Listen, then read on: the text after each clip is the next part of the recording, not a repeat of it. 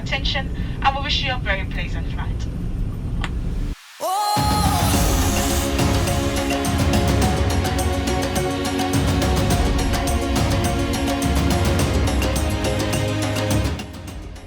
Male and female, the stories are the same. However, women and girls are in the majority. They all want a better life, more than they have experienced in their communities. All that we are not told was that the grass is only greener where it is watered. I entered Libya through one of my brother friend. We bring Percy come. He tell me say the Percy they carry people go Italy. And you know so nobody will want to hear about it, they will not go happy to go. And the way the Percy talk to me, it motivate me to say, oh yeah, today, just enter road, they go.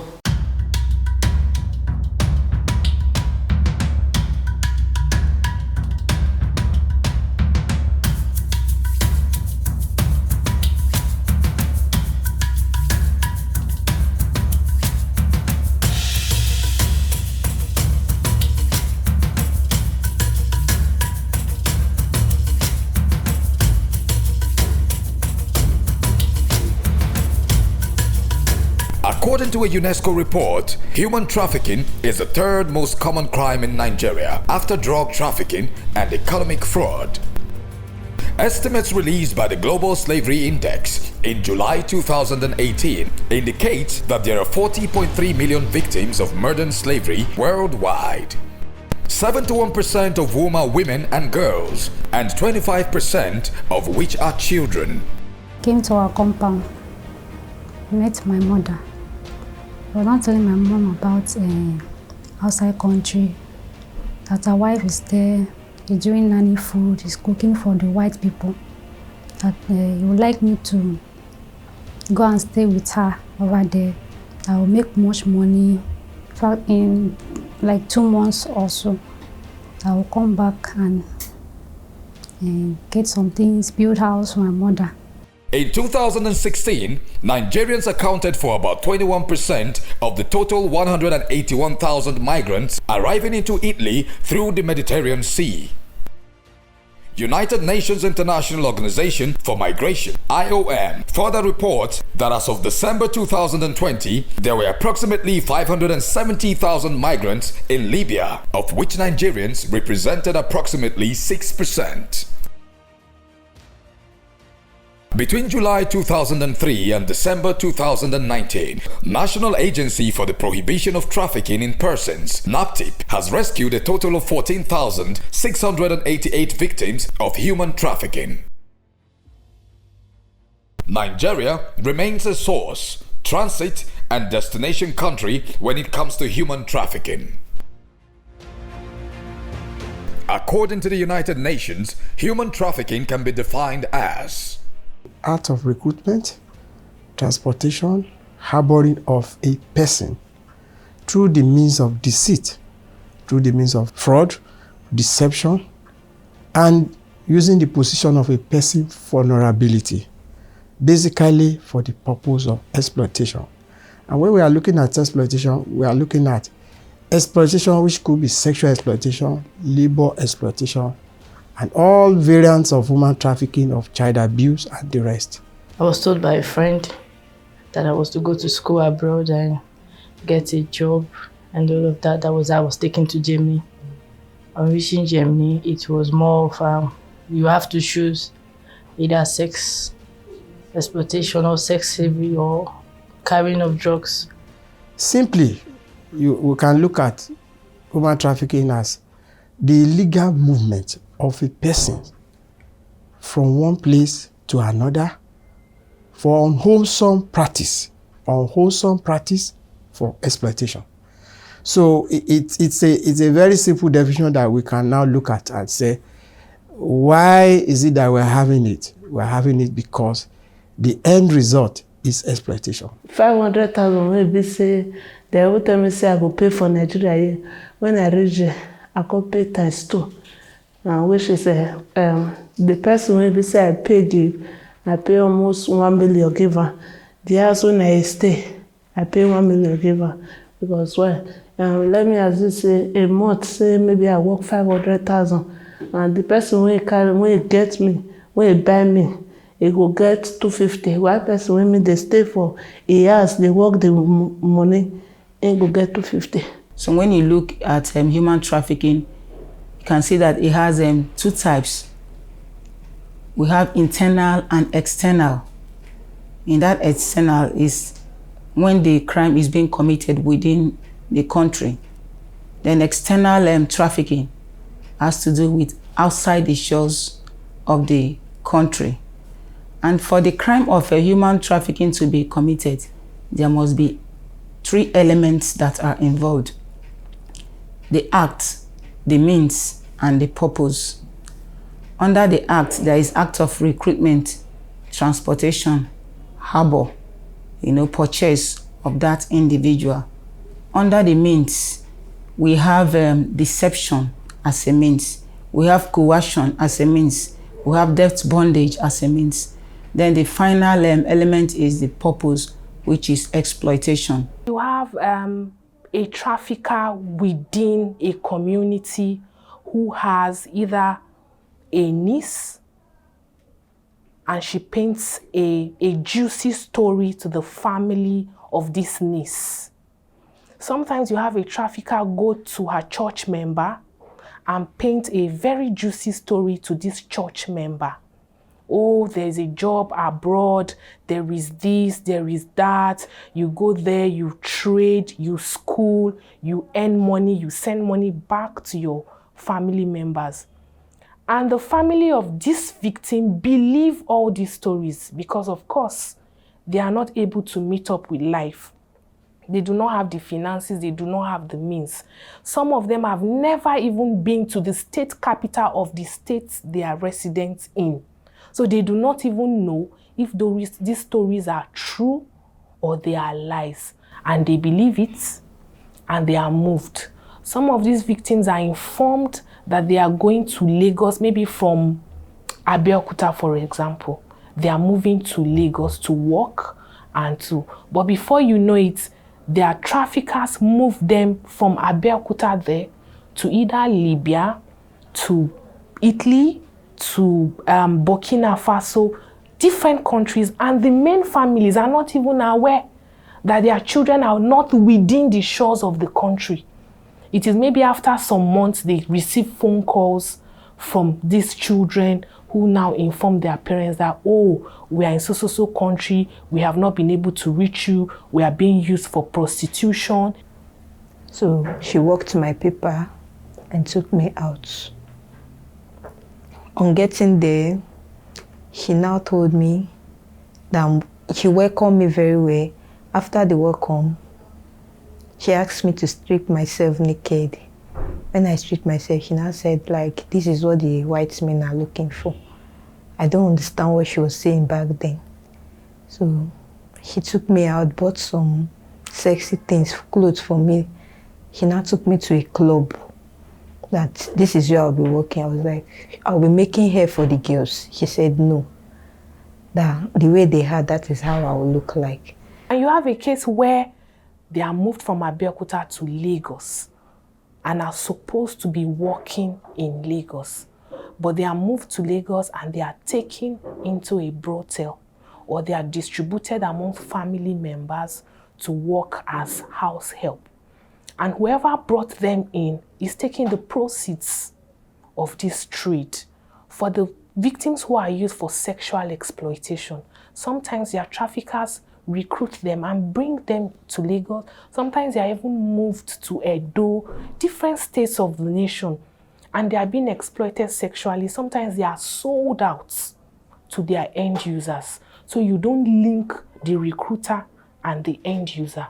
So when they are sold out, the job of the recruiter ends because he has earned his own money, and the end user now is at liberty, so to speak, to use this victim until she is satisfied. And most times, you can imagine where a victim is sexually exploited for 3 years, day in, day out, when she is true, I think the rest, you can imagine the state of that victim, her mentality and everything would have changed about life. Some of them don't even live to testify the stories they went through. The story of human trafficking is incomplete without the trafficker, who employs the 3 elements of human trafficking against the victims.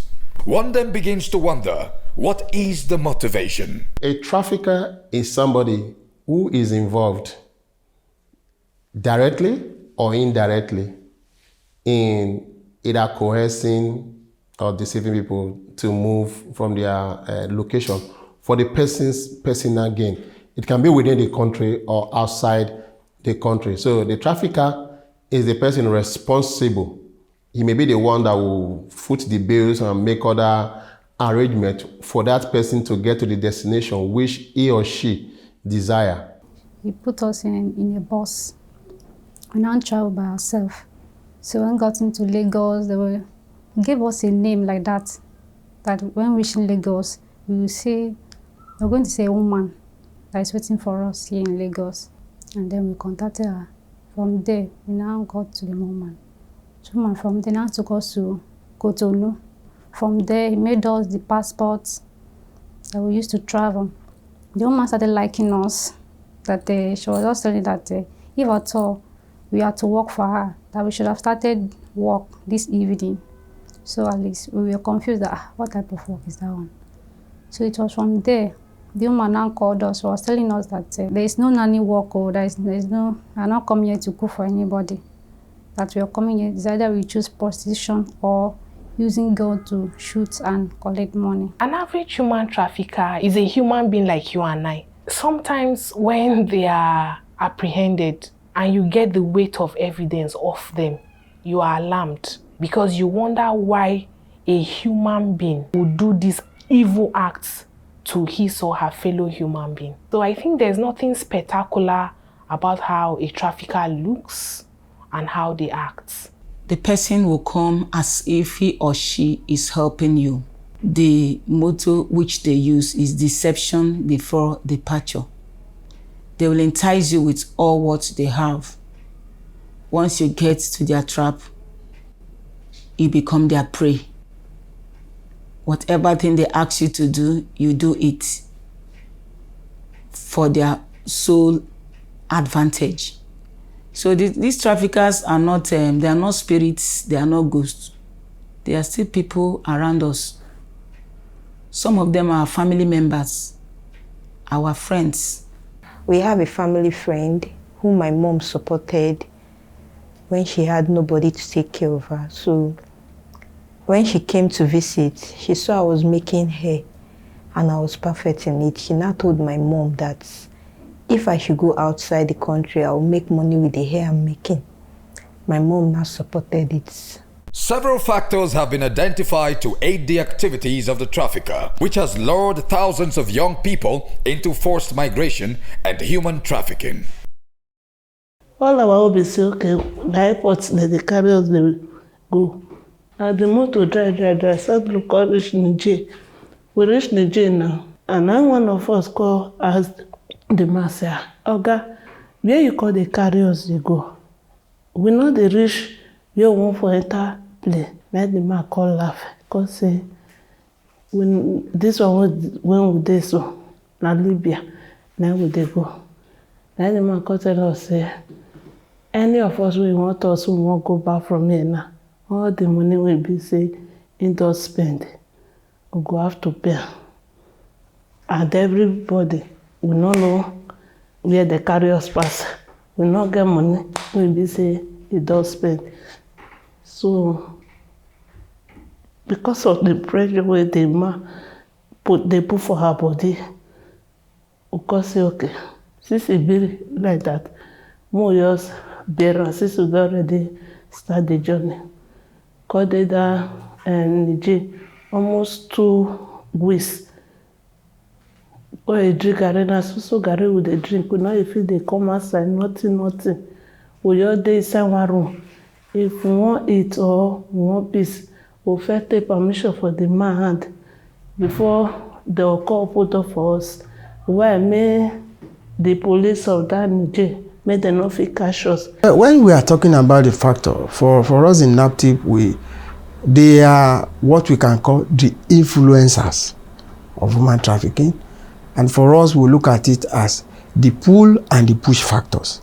And when we are looking at the pull factors, we are looking at those preponderances that are internal to make somebody to be trafficked. Factors that make them leave their state of origin. First is unemployment. People are not employed in this country. Majority of our youths are not employed. So they tend to migrate to look for greener pastures. That's one factor. And then I would also say poverty. Poverty creeps into wanting to seek help from other people. So in the midst of wanting to seek help, there's that place of wanting to do anything just because the person is poor. We have a family of 10. The father is a farmer, the wife is a trader. Children are there. They can barely eat. So those kind of people when the trafficker comes and look at those vulnerable families, they can quickly give out their children for them to be trafficked. Then you have a family pressure. When family members, they look at their mates or they look at their peers and say they can't start comparing their words with other youngsters that have made it, in quotes. They don't even know how they have got it and all that. They can be making instances of fine buildings in Benin. So you see your mate, they were the one that erected this building. So I can't be here while you are still with me eating.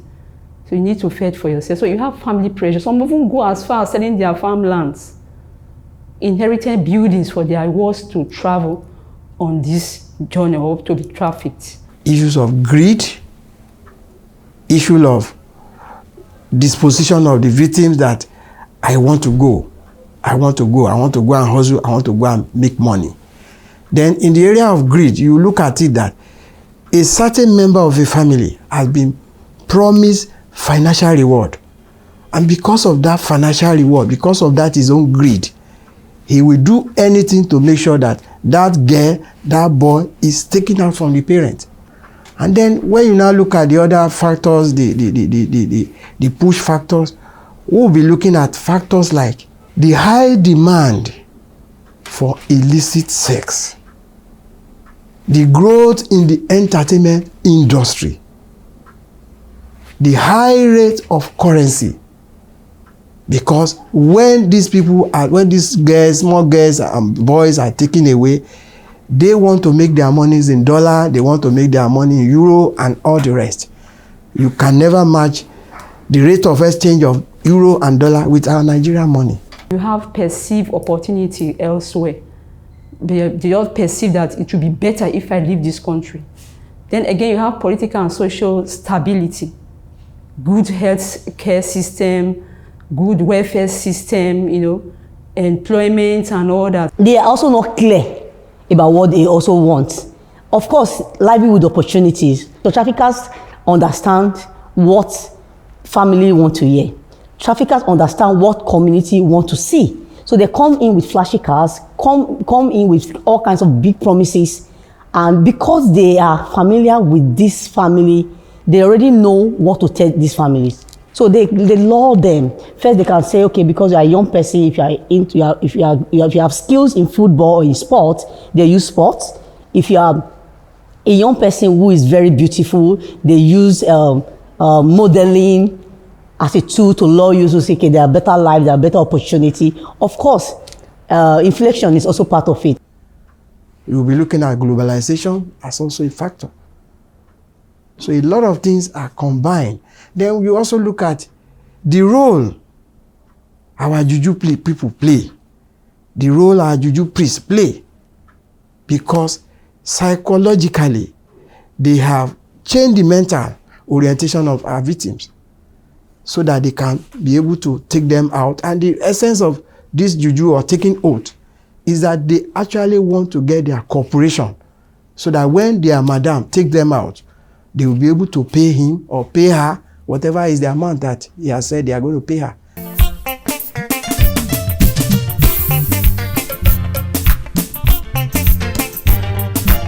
The major thing that is foiling the issue of human trafficking in those states, I think, is a cultural issue.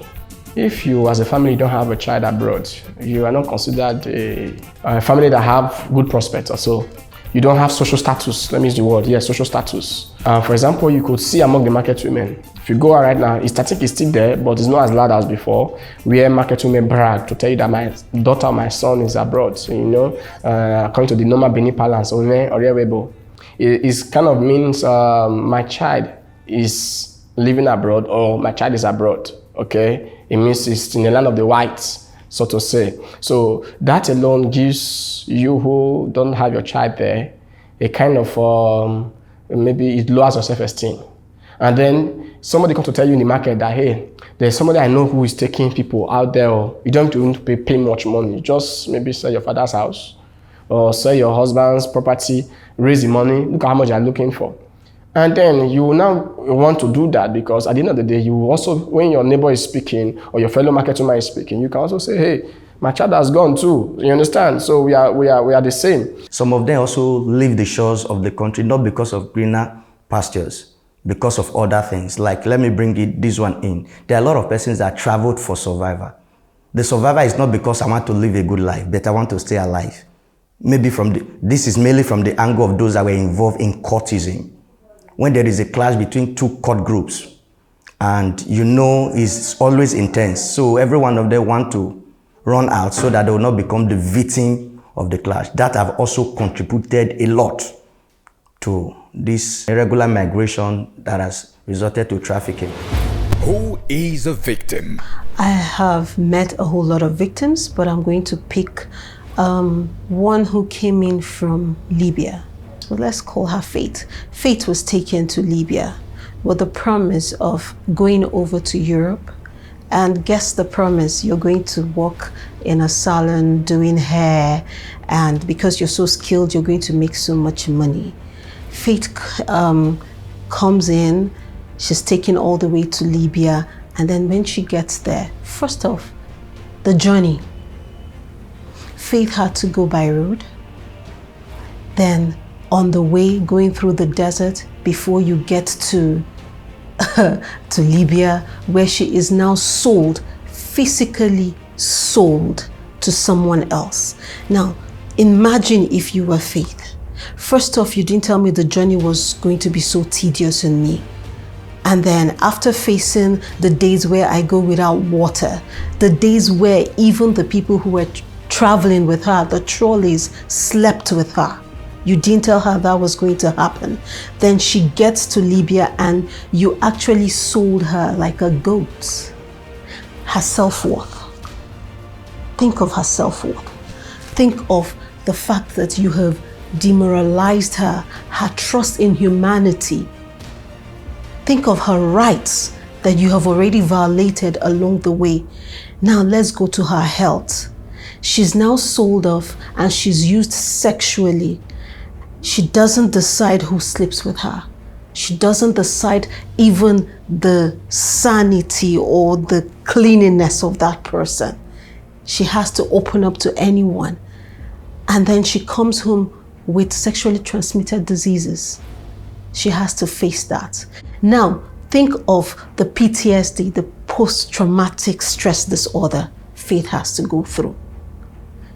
She can't even trust any man anymore. Her relationship with any other human being has been jeopardized. Now think of Faith trying to find herself within her family circle without thinking of the shame of anyone telling her true story and her true experience. How will she come back to being the Faith that left the shores of Nigeria? How? How will she come back to being that trusting young lady who thought that she will make it and become somebody and then affect her own people positively? But she has been affected negatively. How? What about the time of her life that has been lost? What about the path that she had to go through? What about the tears she shed and nobody was there to give her a hug and comfort her? What would you do about that? Now that is the effect this journey has had on Faith. And she's now coming back. She has a disease. How will she face the world and say, I'm dying? Can you help me? Is anyone ready to listen to Faith?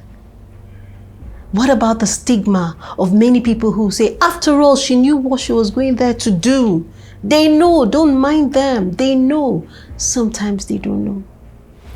Sometimes they don't know. In fact, most times they don't know.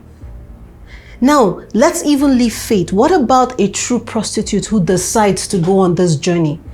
But on the streets of Lagos, she decides who goes home with her. She decides how much money she's going to make from every transaction. But now you have her on this path and somebody else decides who she sleeps with and takes the money and denies her the right to her own sweat and pain. How do you deal with that? How do you fix that break in her mind and even her relationship with humanity? There are thousands of Faith in the streets of Europe, Middle East, and even Africa, crying for help. What then are the solution to their desire for freedom, reuniting, and reintegration? We need to get back to our roots again. We have found out that families in the past and families present, some, not all, are no longer families and parents to their children. Most of them are friends with their children. They cannot tell their children the truth. They lie to them. They encourage them to do evil things. I remember growing up, my mother could not tell me when I was going into the boarding house that I would get pregnant if a boy touches me. She could not explain sex to me at the age of 10. But these days, mothers encourage their children to prostitute and bring money in. So some parents have not done well presently.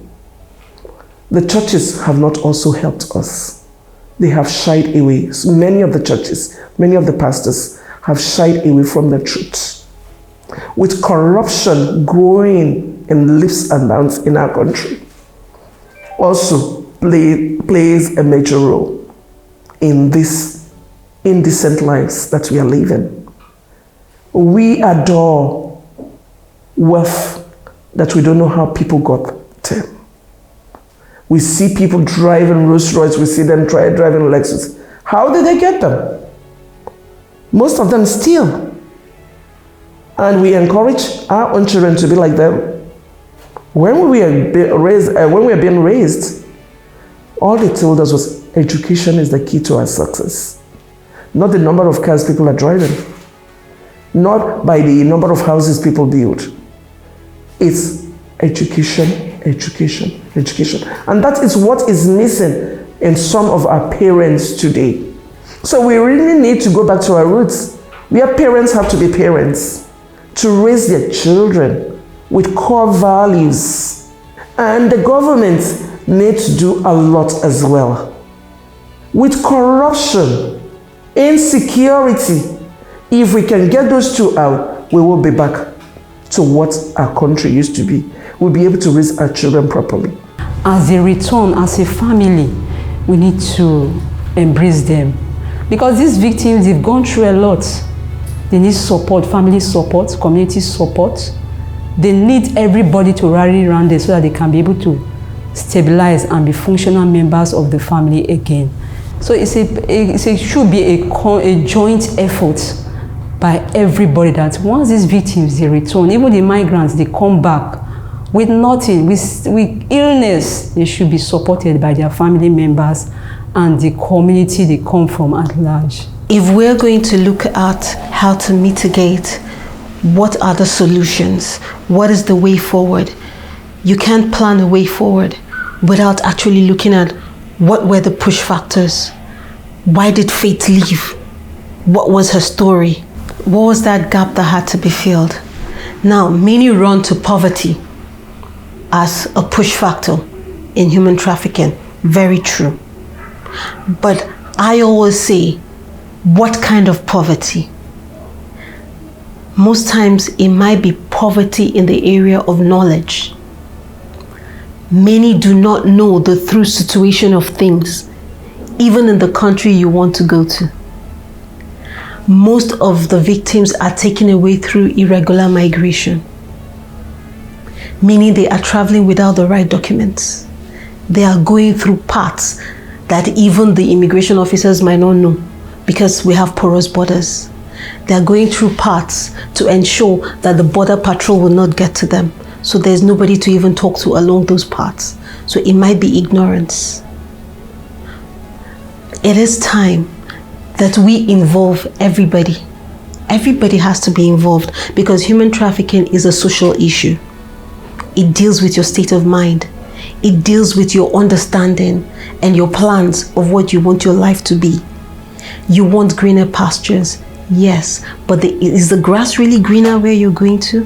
How do I get there? What is the best way to actually get there and get what I plan on getting for myself and not what somebody else plans to get from me?